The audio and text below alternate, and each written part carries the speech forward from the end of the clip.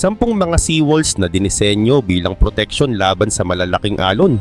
Ang seawalls ay tumutukoy sa matitibay na istrukturang gawa sa concrete o bato na nagsisilbing proteksyon laban sa malalaking alon, pagbaha at coastal erosion. Mahalaga ang mga ito sa pag-iwas sa pinsalang dulot ng bagyo at tumataas na sea level. Ito ang dahilan kung bakit maraming bansa, lalo na yung mga lugar malapit sa dagat, ang nagtayo ng mga ganitong estruktura. Kung kaya't sa video na ito ay aalamin natin ng 10 mga seawalls na itinayo ng iba't ibang bansa. Kaya naman simulan na natin. Number 1. Galveston Seawall, Texas. Ang Galveston Seawall ay itinayo sa Galveston, Texas pagkatapos ng napakalakas na bagyo noong 1900. Ginawa ito para maprotektahan ang lungsod mula sa mga susunod na bagyo. Sinimulan ang construction noong September 1902 at natapos ang unang bahagi noong July 29, 1904. Sa simula, ang seawall ay 3.3 miles ang haba, ngunit pinalawig ito hanggang 10 miles noong 1963. Naging epektibo ang seawall sa pagbibigay ng proteksyon sa Galveston. Pero nagkaroon din ito ng di inaasahang problema. Unti-unting nawala ang malawak na dalampasigan. Sa loob ng 20 years ay halos 100 yards ng buhangin ang nawala. Ang lugar na dati dinarayo para sa mga karera ng kotse sa buhangin ay lumiit at sa mataas na tubig puro bato na lang ang makikita. Dahil dito ay bumaba ang turismo. Kaugnay pa nito noong 1983 nang tumama ang bagyong Hurricane Alicia, tinatayang $100 million ang halaga ng pinsala na naiwasan dahil sa seawall. Pero noong 2008 nang dumaan ang bagyong Hurricane Ike ay lumampas ang malalaking alon sa seawall. Dahil dito ay gumawa ang gobyerno ng Texas ng plano para maiwasan ang mas matinding sakuna sa hinaharap. Isa sa mga panukala ay ang Ike Dike, isang malaking pader na poprotekta sa Galveston Bay at mga pabrika sa paligid ng Houston Ship Channel. Pero hindi ito natuloy. Simula 2009 ay nagkaroon ng mas praktikal na mga mungkahi tulad ng maliliit na pader, natural defense at mga surge gate. Kasama sa plano ang proteksyon para sa mga lugar na maraming bahay sa Galveston at Houston. Ang daang Texas FM 3005 na tinatawag ding Seawall Boulevard ay dumaraan sa ibabaw ng seawall. Ang sidewalk dito ang tinuturing na pinakamahabang tuloy-tuloy na sidewalk sa buong mundo na may sukat na 10.3 miles. Dagdag pa rito, ang seawall ay may taas na 17 feet at kapal na 16 feet sa base. Noong 1977 ito ay isinama sa National Register of Historic Places at noong 2001 ay ginawaran ito ng titulong National Historic Civil Engineering Landmark. Bukod dito, maraming mural ang makikita sa seawall. Ang mga ito ay ipininta ng mga bata at nagpapakita ng kagandahan ng buhay sa ilalim ng dagat.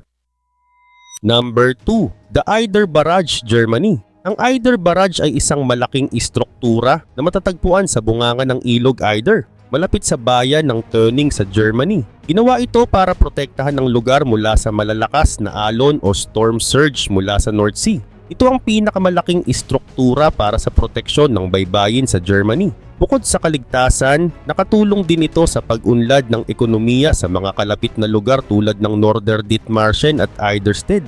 Binuksan ito noong March 20, 1973 matapos ang malawakang pagbaha sa North Sea noong 1962 na nagdulot ng malaking pinsala sa bayan ng Tönning. Nagdesisyon noon kung mas mabuting itaas ang mga dike o magtayo ng barrier.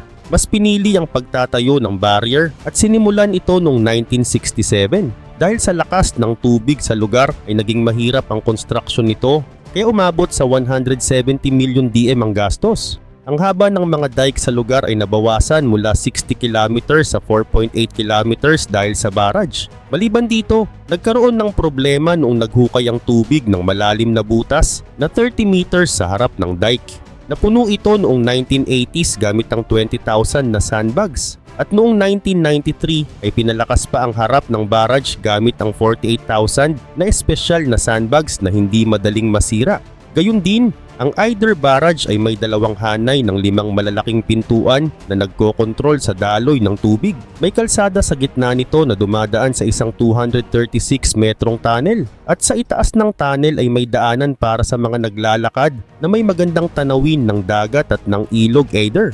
May lock din para sa mga barko na may sukat na 75 meters ang haba at 14 meters ang lapad. At ang kabuuang haba ng barrage kasama ang dike ay 4.9 kilometers. Ang taas nito ay 8.5 meters mula sa sea level. Ang 5 pintuan na may 40 meters ang haba ay nagpapadaloy ng tubig mula sa ilog papunta sa dagat tuwing low tide at mula sa dagat papunta sa ilog tuwing high tide. Number 3. Vancouver Seawall, Canada. Sa gitna ng ganda ng Vancouver ay matatagpuan ang seawall, isang bantog na pader na bato na ginawa hindi lang para protektahan ang baybayin ng Stanley Park, kundi upang bigyan ang mga tao ng daan patungo sa likas na yaman ng kalikasan. Ang seawall, na may haba na halos 30 kilometers, ay naging tanawin at pasyalan na inaakyat ng mga naglalakad, nagbibisikleta at nagro-rollerblade mula Crab Park hanggang Spanish Banks. Para sa mga taga-Vancouver at turista, ang seawall ay hindi lang istruktura dahil ito ay simbolo ng pagkakaisa ng tao at kalikasan at isa sa pinakakilalang bahagi ng Stanley Park. Sa bawat yapak, pedal at gulong ay buhay ang kwento ng seawall. Ang kwento ng seawall ay nagsimula noong 1914 nang magdesisyon ang pamahalaan na kailangan ng proteksyon ng baybayin mula sa alon at pagguho ng lupa. Mula 1917 hanggang 1971 ay paisa-isa itong itinayo, depende sa pondong dumating mula sa local at federal na government. Ngunit hindi naging madali ang proyekto. Maliban dito noong 1920, ang seawall ay naging takbuhan ng 2,300 na manggagawang walang trabaho. Ang mga bato na ginamit dito ay hindi lamang materials, kundi patunay ng determinasyon ng mga taong bumuo nito. Ang huling piraso naman ng seawall ay inilagay noong September 26, 1971 sa pangunguna ni H.H. Stevens, ang taong nagpanukala ng proyekto noong 1914. Ngayon ang bawat bato at curve ng seawall ay may dalang kwento ng pawis, sakripisyo at pagkakaisa. Gayun din si James Jimmy Cunningham, isang master stonemason ang isa sa nag-ambag sa proyekto. Mula 1931 hanggang sa kanyang huling mga araw ay siniguro niyang maayos ang bawat piraso ng pader. Kahit may sakit na siya ay dumalaw pa rin siya sa seawall, suot ang kanyang pajama upang tiyakin ang progreso. Nang siya'y pumanaw noong 1963, bago natapos ang proyekto ay iniwan niya ang isang pamana na higit pa sa bato, isang alaala ng dedikasyon at pagmamahal sa trabaho. Malapit sa Siwash Rock, isang plaque ang nakatayo bilang paggunita sa kanya, habang ang kanyang abo ay ikinalat sa lugar na kanyang binigyang buhay. Number 4. Plymouth Seawall, UK. Ang Plymouth Breakwater ay isang mahabang pader na gawa sa bato para protektahan ang mga barko mula sa malalaking alon at bagyo. May haba itong 1,560 meters at makikita sa Plymouth Sound, Devon, England. Ang taas nito ay 13 meters at ang lapad sa base ay 65 meters. Natapos ito noong 1812 gamit ang 4 million tons ng bato. Samantala, noong 1806, dahil sa banta ng digmaan kay Napoleon, ay iniutos ni Lord St. Vincent na gawing ligtas ang Plymouth Bay para sa mga barko. Inatasan sina John Rennie at Joseph Whitby na magdisenyo ng breakwater. Sinimulan ang construction noong 1811 sa pangunguna ni Whitby. Mahirap ang trabaho dahil napakalaking bato ang kailangang ilipat mula sa quarry patungo sa dagat gamit ang espesyal na mga barko. Noong August 8, 1812 ay inilagay ang unang bato sa Shovel Rock. Sa 1814 ay sapat na ang nagawa para maprotektahan ang mga barko. Nang dumaan si Napoleon sa lugar noong 1815 habang patungo sa St. Helena ay sinabi niyang ito ay isang dakilang proyekto. Subalit, nagkaroon ng matinding pinsala sa breakwater noong 1817 at 1824 dahil sa malalakas na bagyo. Dahil dito ay tinaasan at binago ang disenyo upang mas maging matibay. Si Rennie na namatay noong 1821 ay nakagawa pa ng plano para sa paggawa ng lighthouse bago siya pumanaw. Ang natitirang trabaho ay tinapos ng kanyang mga anak noong 1830. Itinayo ang Plymouth Breakwater Lighthouse noong 1841 at natapos noong 1843. At noong 1844 ay nagsimula na itong gumana. Tumutulong ang ilaw nito para gabayan ang mga barko sa ligtas na daanan. May lens itong nagpapakita ng pulang ilaw at may puting bahagi na nagpapakita ng ligtas na direksyon. Gayun din, noong 1867 ay naglagay ng kampana para magbigay ng babala tuwing mahamog ang paligid. Pinalitan ito ng mas malaking kampana noong 1879 pero noong 1994 ay napalitan na ito ng isang electronic foghorn. Noong namang 1920 ay naging automatic ang lighthouse gamit ang acetylene gas. Number 5. The Nampo Dam, North Korea. Ang West Sea Barrage o West Sea Dam ay isang dambuhalang dam na matatagpuan 15 kilometers sa kanluran ng Nampo, North Korea. Ang haba nito ay 8 kilometers at binubuo ng 3 lock chambers at 36 sluices. Ang dam na ito ay dinisenyo upang makadaan ng mga barko na may bigat na hanggang 50,000 tons. Ginawa ito upang pigilan ang salt water mula sa Yellow Sea na humalo sa sariwang tubig ng Taedong River at mapanatili ang sapat na supply ng tubig. Itinayo ang dam mula 1981 hanggang 1986 sa ilalim ng pamumuno ng North Korean Army. Sa loob ng 5 taon ay itinuon ng buong bansa ang lakas at yaman nito upang matapos ang proyektong ito. Ang layunin ng dam ay pigilan ang salt water at masigurado ang sariwang tubig para sa mga tao at sakahan. Dahil dito ay nadagdagan ang mga lupang maaaring taniman na nakatulong sa produksyon ng pagkain sa lugar. Samantala, isa rin sa mahalagang benepisyo ng dam ay ang proteksyon nito laban sa malalaking alon o storm surges na galing sa Yellow Sea. Ang tibay at laki nito ay nakakatulong upang maiwasan ang pagbaha at pinsala, lalo na kapag may bagyo. Ang dam ay naging mahalagang depensa para sa mga nakatira sa paligid ng ilog. Ang West Sea Barrage ay itinuring na isang malaking tagumpay ng North Korea. Madalas itong ipakita sa mga balita bilang simbolo ng lakas at pagkakaisa ng bansa. Isa rin itong tanyag na pasyalan para sa mga turista. Sa Piidu Island ay may visitor center kung saan maaaring panoorin ang documentary tungkol sa kasaysayan ng dam at kung paano ito itinayo. Umabot naman sa $4 billion ang nagastos para sa dam, ngunit malaki ang naibigay nitong benepisyo. Bukod sa tubig at proteksyon, nakatulong din ito sa ekonomiya at agrikultura ng bansa. Ang West Sea Barrage ay patunay ng kakayahan ng tao na lumikha ng istruktura na nagdadala ng malaking tulong sa komunidad. Number 6. Cardiff Bay Barrage, Wales. Ang Cardiff Bay Barrage ay isang malaking seawall na itinayo noong 1990s sa Cardiff Bay, Wales. Layunin nito ang protektahan ng lugar mula sa malalaking alon at gawing mas maganda at maunlad ang paligid. Matatagpuan ito sa bunganga ng Cardiff Bay sa pagitan ng Queen Alexandra Dock at Penarth Head. Kaugnay nito, noong 1980s ay binisita ni Nicholas Edwards, kalihim ng estado para sa Wales, ang lumang docklands sa Cardiff. Napansin niyang marumi at hindi maganda ang lugar kaya gusto niya itong baguhin. Plano niyang maglagay ng mga bahay, tindahan, kainan at isang opera house. Pero may problema dahil tuwing low tide ay lumilitaw ang malalawak na putikan na hindi kaaya-aya sa mata. Gayun din naman ang isang opisyal na si Freddie Watson ang nagbigay ng solusyon. Sinabi niyang magtayo ng barrage o pader na pipigil sa alon at kokontrol sa tubig mula sa mga ilog, eli at tuff. Sa ganitong paraan ay magiging permanent lake ng freshwater ang bay at magiging mas maganda ang lugar para sa mga negosyo at turista. Sa katunayan, natapos ang construction ng barrage noong November 1999. Sinara ang mga pintuan ng tubig upang maipon ang tubig dagat mula sa Bristol Channel. At noong 2001 ay binuksan ito sa publiko bilang isang bahagi ng bagong Cardiff Bay.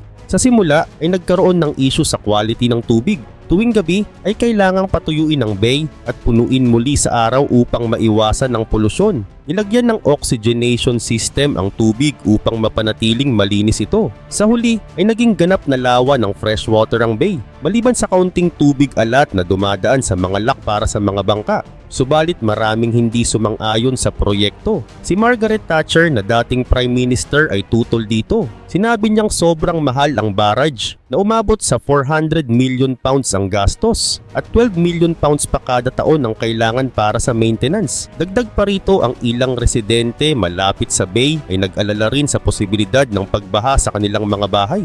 Tumutol din ang mga environmental groups dahil mawawala ang putikan na mahalagang tirahan ng mga ibon. Sa kabila nito, ang inspirasyon ng project ay kinuha mula sa Baltimore Inner Harbor sa Amerika. Ang lugar na iyon na dati ay abandonado ay ginawang maunlad at magandang sentro ng negosyo at turismo. Number 7. Marina Barrage, Singapore. Ang Marina Barrage ay isang dam sa timog ng Singapore. Itinayo ito kung saan nagtatagpo ang 5 ilog sa pagitan ng Marina East at Marina South. Naisip ito noong 1987 ni dating Prime Minister Lee Kuan Yew para matiyak na sapat ang tubig ng bansa. Sinimulan ang paggawa nito noong March 22, 2005 at binuksan noong October 31, 2008 bilang 15th reservoir ng Singapore, ang Marina Reservoir. Samantala, ang Marina Barrage ay tumutulong na pigilan ang tubig dagat na pumasok sa lungsod dahil dito ay naiwasan ang pagbaha sa mabababang lugar tulad ng Chinatown, Jalan Besar at Geylang. Kapag mababa ang tubig dagat at bumabaha, ay binubuksan ang mga crest gates para palabasin ang sobrang tubig sa dagat. Kapag mataas naman ang tubig dagat, ay ginagamit ang malalaking drainage pumps para itulak palabas ang tubig mula sa reservoir. Gayun din naman ay ginawa ring freshwater reservoir ang dating maalat na tubig sa Marina Bay at Calangbasin.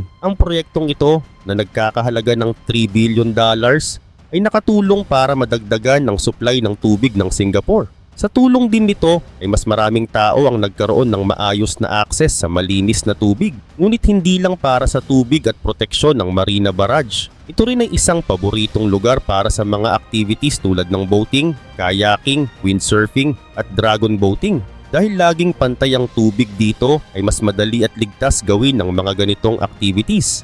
Dahil dito ay naging kilala itong pasyalan para sa mga lokal at turista. Bukod sa proteksyon at imbakan ng tubig, ang Marina Barrage ay naging isang sikat na tourist spot. Bukas ito 24/7 para sa mga bisita. Ang mga gustong mag-tour ay maaaring magpa-reserve para makapunta sa visitor center. Mula pa noong 2012 ay dito rin ginaganap ang EOY Cosplay Festival na isang kilalang event na dinadaluhan ng maraming kabataan.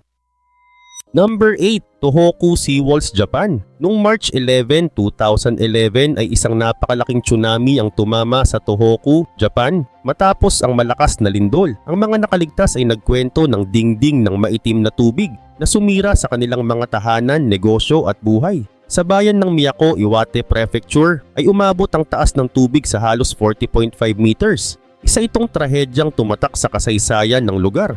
Samantala, pagkalipas ng 10 taon ay patuloy ang pagsisikap ng mga tao sa Tohoku na muling ibangon ang kanilang mga buhay. Kasama rito ang paggawa ng mga konkretong pader sa dalampasigan or seawalls para maiwasan ang ganitong sakuna sa hinaharap. Sa kabuuan ay may 350 kilometers na ng seawalls ang naitayo at 80 kilometers pa ang ginagawa. Umabot sa halos 1.3 trillion yen o $12 billion ang ginastos para sa proyektong ito.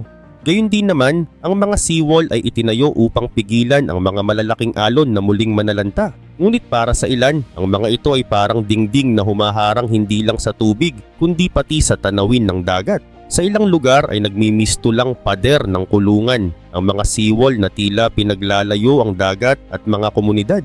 May mga bahagi pa na pinoprotektahan ng seawalls kahit wala nang nakatira roon.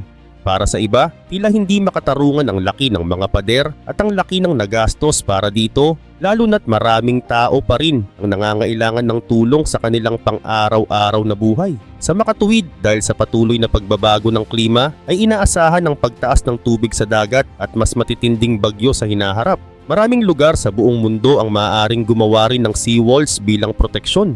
Ngunit tama ba na ito ang solusyon? Ang mga pader na ito ay nakakatulong upang pigilan ang pinsala mula sa dagat. Pero ang kanilang presensya ay parang sugat na nagpapaalala sa trahedya. Nanatili silang simbolo ng takot at trauma na naramdaman ng mga tao noong tsunami. At habang patuloy ang pagbago ng mundo, ay mahalagang tanungin kung paano natin mapoprotektahan ang ating mga komunidad. Ngunit dapat din nating isaalang-alang kung paano natin pananatiliing buhay ang koneksyon natin sa kalikasan at sa dagat. Number 9. Thames Barrier, UK. Ang Thames Barrier ay itinayo para protektahan ang London mula sa malalaking baha at alon mula sa North Sea. Ginagamit ito mula pa noong 1982. Kapag mataas ang tubig ay itinataas ang barrier para harangan ang tubig baha. At kapag mababa naman ang tubig ay ibinababa ito para dumaloy pabalik ang tubig sa dagat. Matatagpuan ito sa Silvertown at New Charlton sa silangang bahagi ng London. Sa katunayan, ang pagbaha ay matagal ng problema sa London mula pa noong panahon ng mga Romano. At noong 1953 ay nagkaroon ng malaking pagbaha mula sa North Sea na nagdulot ng matinding pinsala. Dahil dito noong 1954 ay iminungkahi na magtayo ng structure na kayang pigilan ng baha. Maraming idea ang isinulong tulad ng mga floodgates at mga air floating mechanism. Kaya noong 1965 nang pinamahalaan na ng Greater London Council ang proyekto ay pinag-aralan ng dalawang disenyo. Ang isa ay nagkakahalaga ng 24 million pounds at ang isa naman ay 41 million pounds. Gayun din naman noong 1966 ay hiniling kay Sir Herman Bondi na suriin ang plano. Sinuri niya ang gastos sa paggawa at ang posibleng pinsala kung walang barrier. Napagpasyahan niyang kailangang itayo ito upang maiwasan ang malaking sakuna. Napili din ang lugar ng barrier sa Woolwich. Ang barrier ay dinisenyo para pigilan ang baha mula sa malalakas na hangin at alon sa North Sea. Kapag nagtugma ang mataas na alon at spring tide ay maaaring tumaas ang tubig ng hanggang 3.5 meters. Kung walang barrier ay posibleng bumaha sa 45 square miles ng London. Masisira ang mga hospital, power station at ang tren sa ilalim ng lupa o ang tinatawag na London Underground. At noong 1966 pa lang ay tinatayang ang magiging pinsala ay aabot sa 2 billion pounds. Sa kabila nito, ang Thames Barrier ay itinayo para protektahan ang London mula sa ganito kalaking pinsala hanggang sa taong 2030. Ito ay mahalagang structure na nagliligtas ng maraming buhay at ari-arian mula sa malawakang baha.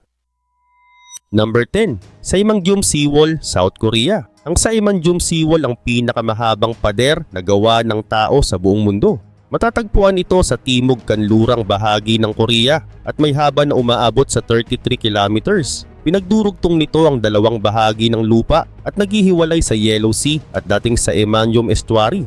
Layunin ng pader na makalikha ng lupa na pwedeng gamitin para sa agriculture, industriya at iba pang gamit. Kaugnay pa nito, noong 1991 ay ipinatayo ng gobyerno ng South Korea ang seawall upang makabuo ng 400 square kilometers ng bagong lupa at isang malaking imbakan ng fresh water. Ang lupa ay gagamitin para sa pagtatanim, habang ang tubig ay magiging reserba para sa bansa. Inaasahan din na madadagdagan nito ang produksyon ng bigas sa Korea ng halos 10%. Ang pader ay may karaniwang lapad na umaabot sa 290 meters at taas na 36 meters, ngunit umaabot ito sa 535 meters sa pinakamalawak na bahagi.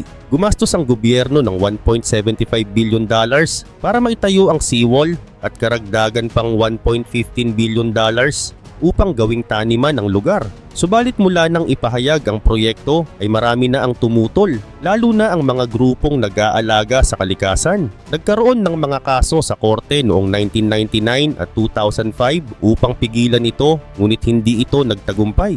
Natapos ang construction noong April 2006 at formal itong binuksan sa publiko noong April 27, 2010. Sa katunayan ay malaki ang naging epekto ng Saemangeum Seawall sa kalikasan. Nasira ang 401 square kilometers ng putika na dating tirahan ng mga ibon, tulad ng Far Eastern Curlew na bumababa na ang bilang dahil nawalan sila ng lugar para magpahinga habang naglalakbay.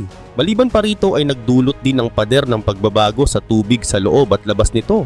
Sa loob ng seawall ay madalas magkaroon ng red tides at kakulangan ng oxygen. Kahit buksan ang mga daanan ng tubig ay nananatiling mababa ang quality nito. Sa labas naman ay nagkaroon ng pagkasira ng lupa sa baybayin.